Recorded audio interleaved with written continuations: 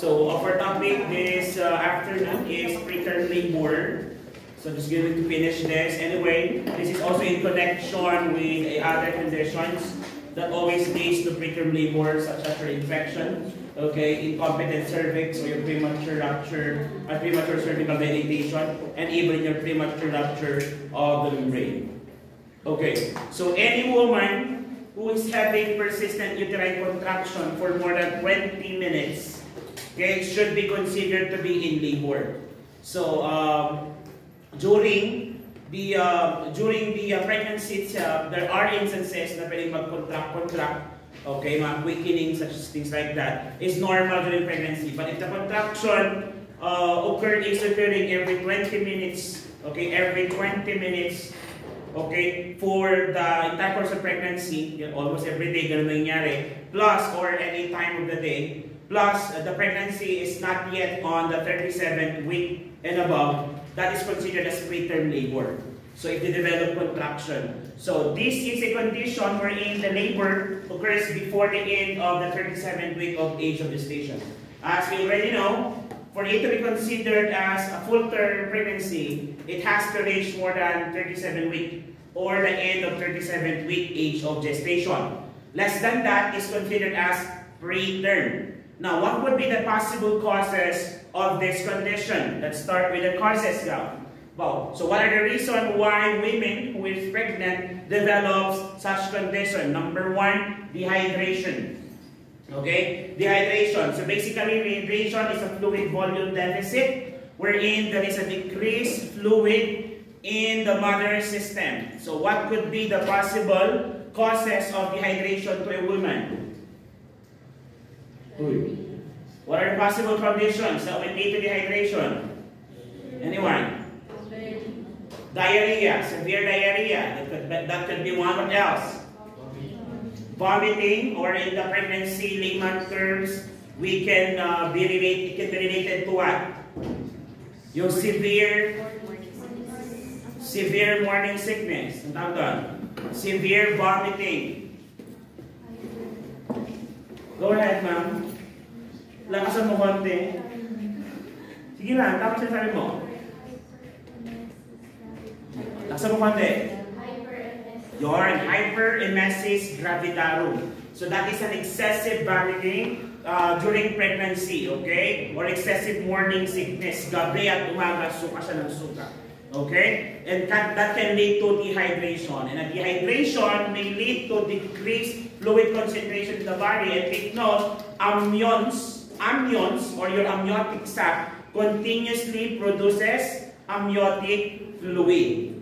Now, without, or if there's less water concentration in our body, that would lead to dehydration. Even the amniotic fluid production would also be affected. So dehydration is one of the causes. Another one is urinary tract infection. I think I no longer need to explore or elaborate on this one, since this has been discussed in my previous videos, like your STI and urinary tract infection, isn't it? Yes, we talk about UTI or STI, infection during pregnancy. That is number one predisposing factor to develop preterm labor. Okay, preterm labor that may lead to preterm birth. Next, chorioamnionitis. Ano ang ibig sabihin ng chorioamnionitis? Is it an infection? Yes, an infection of what? The chorion, the amnion. So basically, yung amniotic sac, the outer and inner layer of the amniotic sac. So, ano ang possible cause ng chorioamnionitis? Can this be a secondary infection? Yes or no? Can this be a secondary infection? So, ano ibig sabihin ng secondary infection? Secondary infection is an infection develops after a primary infection. Okay, for example, meron kang UTI. UTI is a primary infection caused by the E. coli or other types of bacteria. When the E. coli goes up until it reaches the chorions and amnions, okay, ang tawag natin doon secondary infections. So, pwede bang sabihin na chorioamnionitis can be a complication of STI? Yes. Can be a complication of UTI? Yes. Okay, so ano management natin dan? Same din. Kung paano natin minamanage si STI, kung paano natin ginagamit si, ay minamanage ni UTI. Okay? Another one is inadequate prenatal care. Inadequacy in prenatal care. So when I say prenatal care, this is the what? Prenatal visit prior delivery, isn't it? If you will still remember it, how many is the minimum prenatal visit according to World Health Organization antenatal care of 2016? Ano correct? 8 prenatal visit. If we're going to base it, doon sa initial, tama yun, 4. Pero kung nandun si 8, the correct answer is 8. I think that was discussed during your EINC discussion, isn't it? So, kinumpare yan, meron tayong 4 prenatal visit and the 8 prenatal visit. 8 prenatal visit is the latest. 2016 lang po yun. Under your ANC guidelines or your antenatal care. So, kailangan complete ang visitation. Kaya nga sa community, what type of problem is this? Are they at risk to develop complications? Kung at risk na develop complication, what type of family nursing problem is this? Go ahead, Abi. Sige, narinig kita. Health threat, di ba? Because they are at threat or at risk to develop secondary complications. Pag merong inadequacy in your prenatal care. What else? Women who do strenuous jobs during pregnancy. So, ano mga strenuous jobs ito? During pregnancy. Baka naman yung buntis ay, ano? Construction worker. Very good. Ano ba? ER nurse. ER nurse. Strenuous ba trabaho sa ER? Yes, fast track, di ba? Mas mag-isa niya pag nag-duty, kasi ang ka-duty niya si De Rosario, tapos nag-awol. Tapos biglang sabay, magkabilaan, nagsi-CPR, magkabilaan, cardiac arrest. Ano na yung buntis. Tapos meron pa dumating na, pati pa ako, mga ganyan na. Strenuous activity talaga yun. Okay, what else? Ano pa? Sabi sa estudyante dati, women who do strenuous job search during pregnancy. So, entertainer siya. Nabuntis siya dahil sa trabaho niya. Right?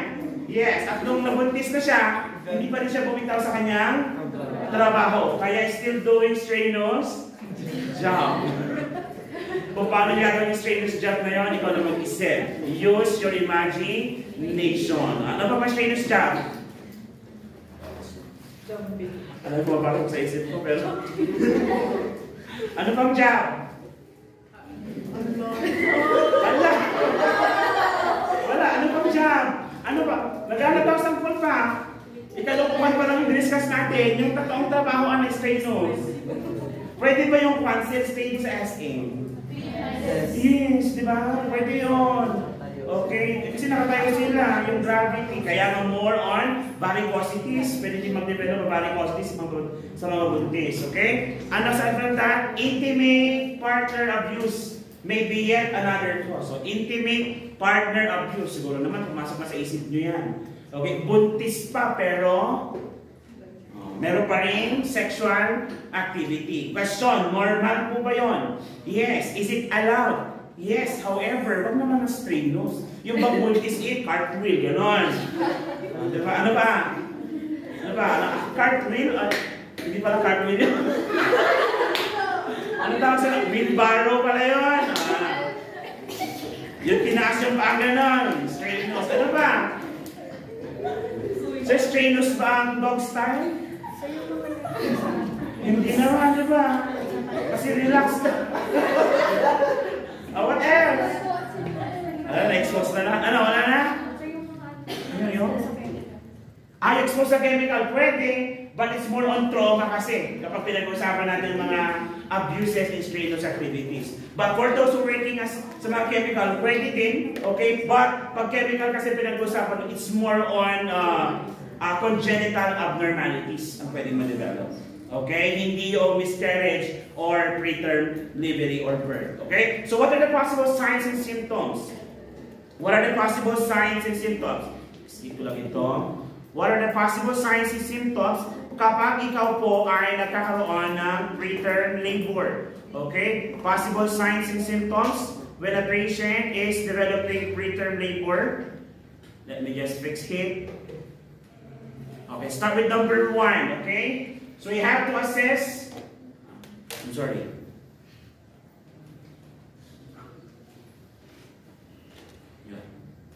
So these are the signs and symptoms when a woman is having preterm labor. Number 1, persistent, dull, and low backache. Persistent and dull,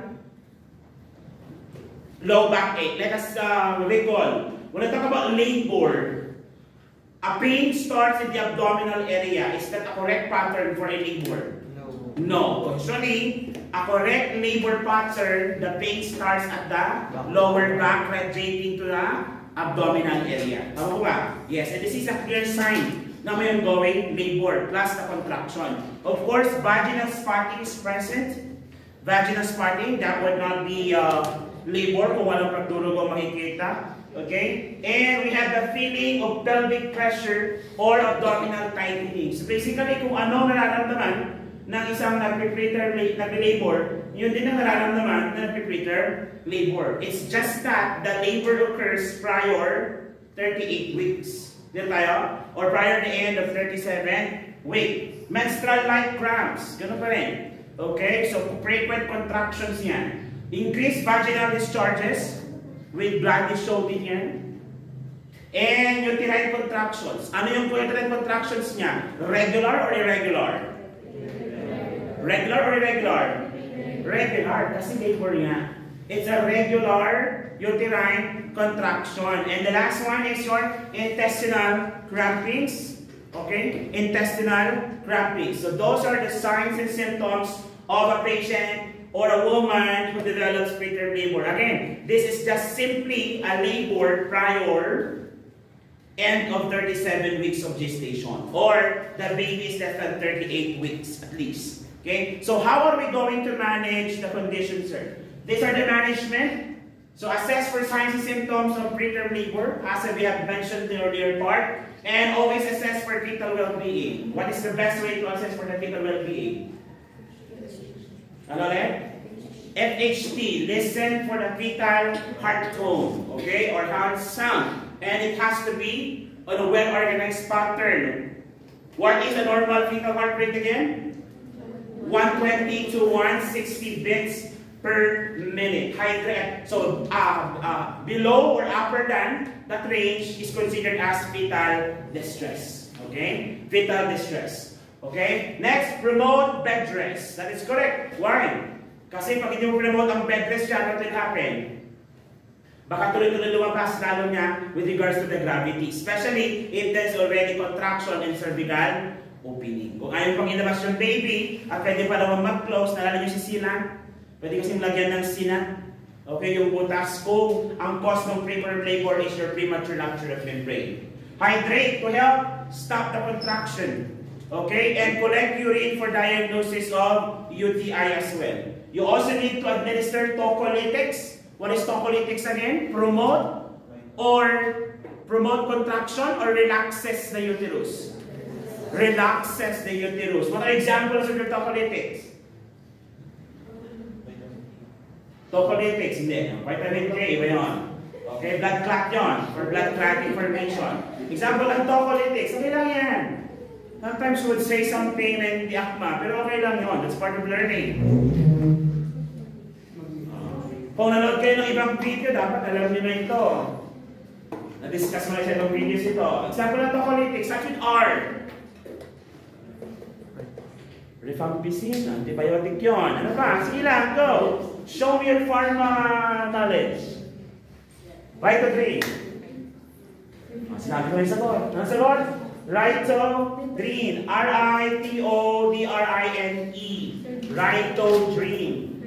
Okay? Nasa isang video natin yan sa discussion. Rito-Drin. Rito-Drin is an example of tocolytics. Kabaliktaran siya na uterotonics. What is example of uterotonics? Oxytocin. That oxytocin promotes contraction while tocolytics promotes uterine relaxation. Are we clear? Pag relaxation ang usapan, administer tocolytics. Example ng tocolytics is Rito-Drin. And next, terbutaline should not be used for more than 48 to 72 hours. Tocolytics na yan. Okay, should not be used for more than 48 to 72 hours. Question, preterm labor, is there a danger for preterm birth? Yes or no? Yes. Possible magkaroon ng preterm birth? Yes, okay, hold on to that idea, okay? Hold on to that idea. Possible magkaroon ng preterm birth, isn't it? Yes, now, patient under preterm labor, pwede ba mag-develop ng other complication? Yes, since they are in pain, how is the blood pressure increase or decrease? Whenever the blood pressure increase, is there a possibility of neurologic complication? Yes, what is an example of neurologic complications? Seizure. Para ma-prevent ang seizure, ano ang gamot? Sige, sabi niyo. Magnesium sulfate. Submit magnesium sulfate to prevent seizure. Kasi possible sila mag-seizure. Okay? Ngayon, since we mentioned earlier that patient with preterm labor is at risk to develop preterm birth. Will the baby be delivered with less than weeks from the full term? Yes. Is there a possible complication? Yes. Common complication to patient, to fetus or baby born less than 38 weeks is yung tinatawag natin ARDS. ARDS. Acute Respiratory Distress Syndrome. Why? Because a baby who were born prematurely has an underdeveloped lungs. Therefore, if there is a possibility of premature delivery because of premature labor, what should we anticipate?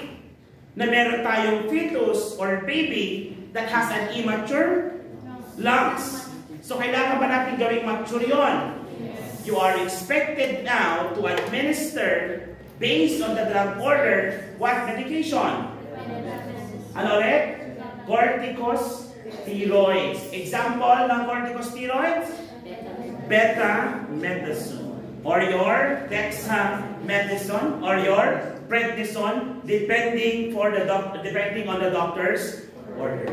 Ano na ulit ang main purpose for this one? For lung maturity. Is it common complication to preterm birth?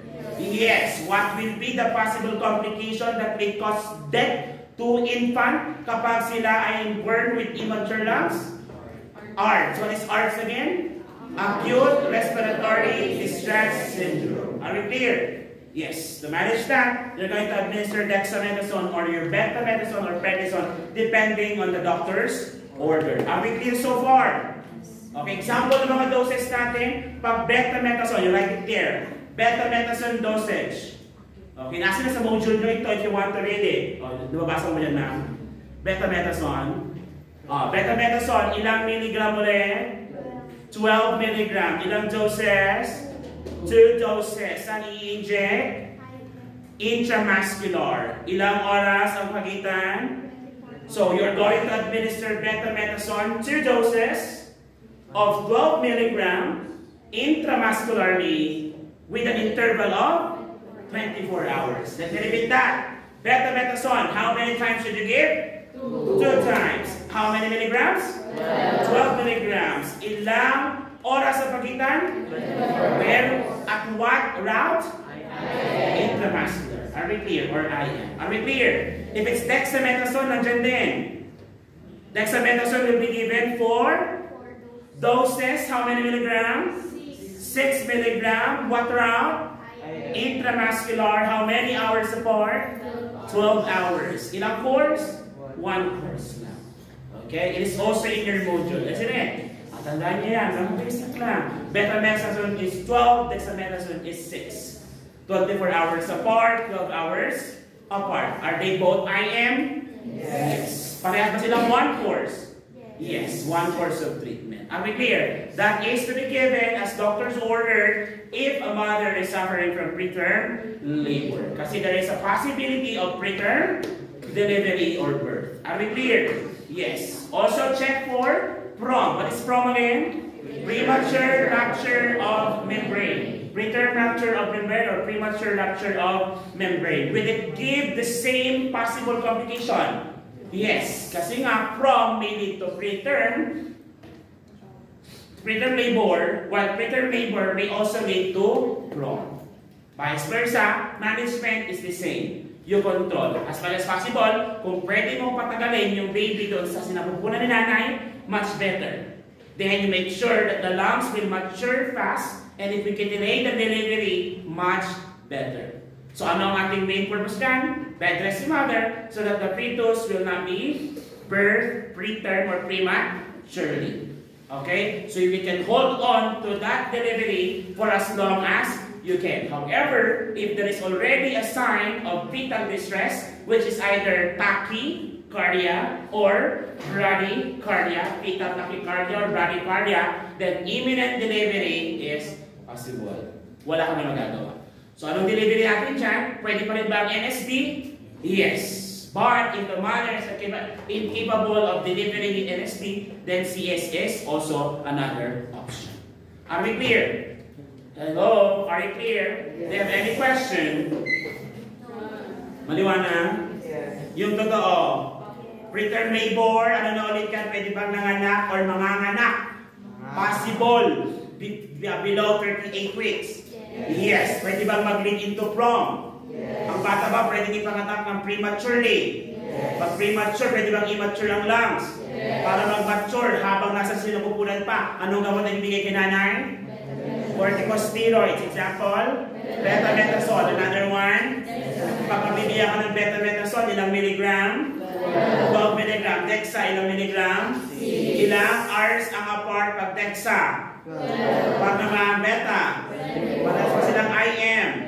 Parehas po ba silang one course? If in case na mataas ang blood pressure, pwede ba ako magbigay ng hydranazine? Pag may mataas ang blood pressure, pwede ba mag-seizure? Neurologic assessment ba yun? Magbibigyan ko ng? Pwede ba tumaas ang magnesium ng dugo? Magnesium toxicity ba ang tawag doon? Pag may magnesium toxicity, kailangan ba may antidote?